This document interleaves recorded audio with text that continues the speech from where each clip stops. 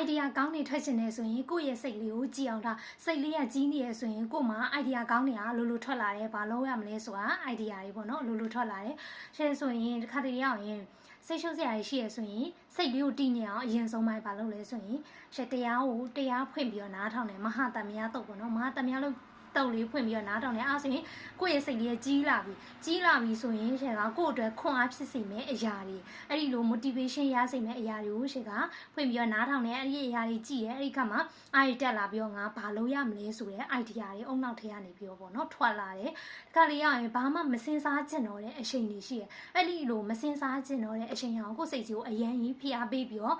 ငါဒါဖြစ်အောင်လုပ်ရမယ်စဉ်းစားရမယ်အဲ့လိုမလုပ်နဲ့ရှင်ကမစင်စားချင်တော့တဲ့အချိန်ဆိုရင်လုံးဝမစင်စားရတဲ့အရာဟာတာဗီဒီယိုတွေကြည့်ရ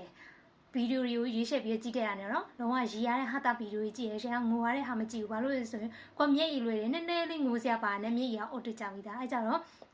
ဟာတာဗီဒီယိုတွေကြည့်ရအဲ့ဆိုရင်စိတ်ထဲမှာလည်းဘာမှတွေးစရာမလိုတော့အဲ့ဒါ relax ဖြစ်သွားပြီပေါ့နော်ကိုအနားကြီးလိုရတဲ့အရာတွေစိတ်ကိုအနားကြီးလိုရတဲ့အရာတွေပတ်စံမကုန်မဲနဲ့နော်အများကြီးရှိရလေ့ကျင့်ခန်းလုပ်မလားတရှင်းလေးနားထောင်မလားတရှင်းနားထောင်နေဆိုလဲရွေးချယ်ပြီးတော့နားထောင်တတ်ရတယ်တရှင်းတွေမှာစွမ်းအားရှိရတချို့တရှင်းတွေကနားထောင်လိုက်တာနဲ့ကိုယ့်ရဲ့စိတ်လေးကိုကြည်လင်လန်းဆန်းတက်ကြွစေရတချို့ဟာတွေရောက်တော့နားထောင်လိုက်တာနဲ့ပို့ပြီးတော့လွမ်းဆွေးတွေးငွေးပြီးတော့စိတ်ကြပို့ပြီးတော့လေးလံထိုင်းမိုင်းသွားတတ်တယ်တရှင်းလေးတွေကိုလည်းရွေးချယ်ပြီးတော့နားထောင်တတ်ပါ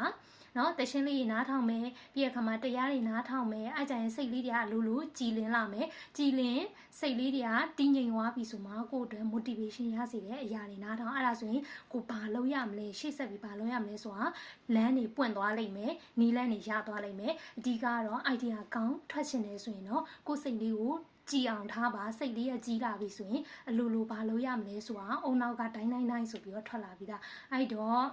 ဘဝမှာ idea ကောင်းနေရခြင်းနဲ့နေပြောခြင်းနဲ့ဆိုရင်တော့ကိုယ်စိတ်လေးကိုတက်နိုင်ဆုံးကြည်အောင်နေထိုင်ပါ